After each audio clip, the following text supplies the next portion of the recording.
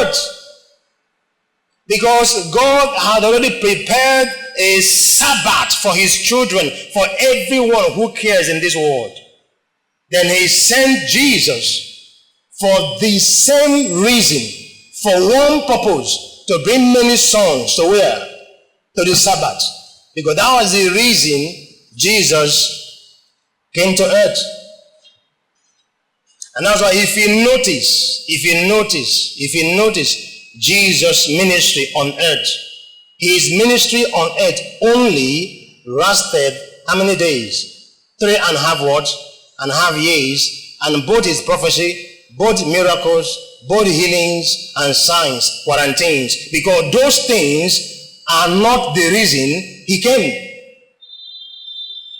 You see? The Lord is bringing this to us, but in my spirit, because that is the what have stopped Nigerian church the way it is today. We don't know how to transit when we have the gift of God manifested in our lives. Not many ministers have this wisdom of transiting when you see the gift of God in your life manifesting. For example, the gift of the word of wisdom and word of knowledge that happened in this family. If God is now granting us wisdom, we may say, wow, we have arrived.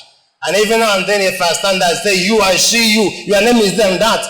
And we begin to build a ministry on those carnality of man. But Jesus functioned only 3.5 years. Then his father now came and said, son, it's time. It's time for us to do why we're here. Do you know why many ministers are fasting for healings and miracles and signs? Because the road, the journey in bringing many sons and daughters to glory is not funny. It's not cheap. Because the day God bequeathed you with his gift for you to bring the people before you to God's glory, whatever you think you have, everything will be dried up. Because the journey, the track road of bringing many sons of God's children before you to the rest he already prepared for them is not by prophecy. It's not by healings. As a matter of fact, healings are not for church. It's not for Christians. It's not believers.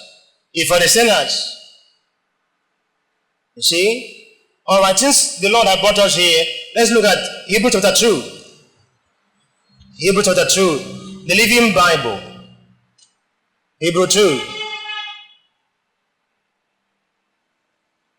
The beginning of the kingdom of God is the revelation of Jesus Christ. Read from verse 9 and 10 for you to see the reason Jesus came on earth. Because the Father had already prepared a place for his children ahead of time. He finished it. He's resting now. And what is he waiting for? He's waiting for his son Jesus to bring his children to him.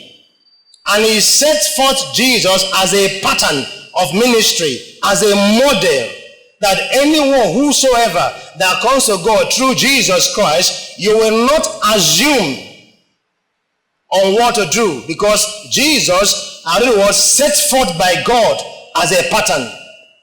But if you don't understand what is going on, you will be trapped by the enemy because of you see wheelchair, because of you see crushes, because you see blind eye open. You will trap there and eventually wonder why the nation you will find yourself into still remain in darkness. Verse 9, 10, and 11. Listen carefully. But we do see Jesus, who for a while was a little lower than the angels, crowned now by God with glory and honor, because he suffered death for us. Yes, because of God's great kindness, Jesus tasted death for everyone in all the world.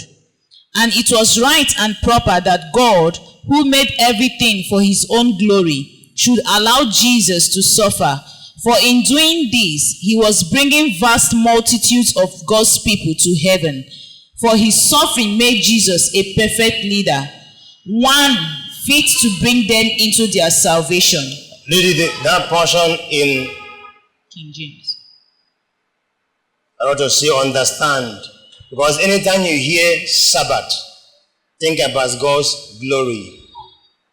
Because it's only a place, only one day you have no night. Nothing defiled. There's no evil you will find on the seventh day, on the Sabbath day. And that's why the Lord asks you in the 4th chapter, the same book of Hebrew, that you should what? You should labor. You should be diligent and labor to enter. Why? He said because your forefathers tried in the wilderness, they could not enter. And he let us know why they could not enter into God's Sabbath, into God's rest for their lives. And Papa God vowed that they will never again smell his glory. And what was the result of that? All of them what? Perished. More than 5 million souls grounded in the wilderness. KJV. Verse 10. For it was fitting for him, for whom are all things, and by whom are all things, in bringing many sons to glory, to make the captain of their salvation perfect through sufferings. Papa God, Jesus came to earth. He was fleshing. Every one of us want to end our lives in fleshing of prophecy. That's why you see littered all the nook and cranny in Nigeria. Because that was the joy and the pride of every minister, every disciple of Christ. You want to see, you want to heal, you want to perform, to label his name there, that this is my ministry. I'm a miracle worker. I'm a healer. I'm a prophet. But the day came to Jesus' time, his father told him, it's time. You see, because it takes suffering and pain. It takes misery. You yourself must go through pain, must go through suffering. Papa God will grind you to powder. Why is he doing so? Because he is preparing you to be a captain by which he will use to bring many sons to glory. That's why the Lord always tells us in his word, the route of God's glory is where? Is a cross. And that is what we are always trying to avoid as a disciple. The moment you avoid a cross, you have repeated what? Your glory. You are telling Father, I don't want to come to heaven. I don't want to be with you. The moment you avoid the cross, the cross is not an option for you. That's what the Bible tells you in 29 verse, the 1st chapter, book of Philippians. The Lord let you know that it is not an option. You don't bargain it. He said it's a privilege that you are called not only to what? To believe in Jesus, but to do what? But to suffer for him. Is a calling. The cross of Jesus Christ is a calling for you, except you choose not to enter heaven.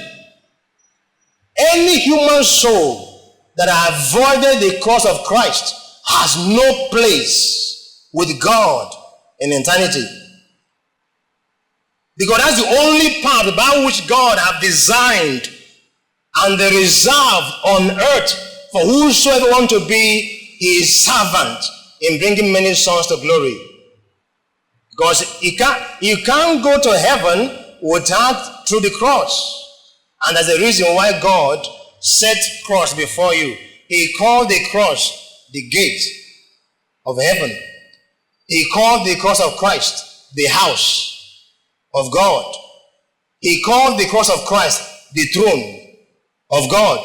So the moment you avoid the cross, you avoid heaven, you avoid God's glory. There's nothing of God that will ever be